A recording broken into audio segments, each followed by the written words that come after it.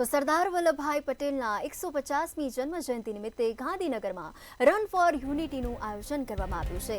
લોકલાડીલા લોખંડી પુરુષ કે જેઓ એકતા અને અખંડિતતા માટે પોતાનું જીવન ન્યોછાવર કરી દેનાર ગુજરાતના સપૂત એવા સરદાર વલ્લભભાઈ પટેલની આજે 150મી જન્મજયંતિ છે, ત્યારે ગાંધીનગરમાં પણ રન ફોર યુનિટીનું આયોજન કરાયું। સીએમએ સરદાર પટેલની જન્મજયંતિની શુભકામનાઓ પાઠવી છે। સરદાર પટેલના ચરણોમાં ભાવાંજલિ અર્પણ કરું છું તેવું સીએમ ભૂપેન્દ્રભાઈ પટેલે શ્રદ્ધાંજલિ અર્પણ કરી છે। આપણે સૌ સાથે મળીને કામ કરીએ છીએ તેવું સીએમ ભૂપેન્દ્ર પટેલે જણાવ્યું છે।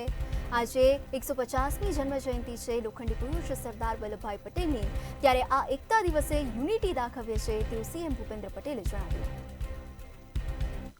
સરદાર વલ્લભભાઈ પટેલ એમની જન્મજયંતિ નિમિત્તે સૌને દેશવાસીઓને ખૂબ ખૂબ શુભેચ્છાઓ પાઠવું છું અને એમના ચરણોમાં ભાવાંજલિ અર્પણ કરું છું। માનનીય વડાપ્રધાનશ્રીએ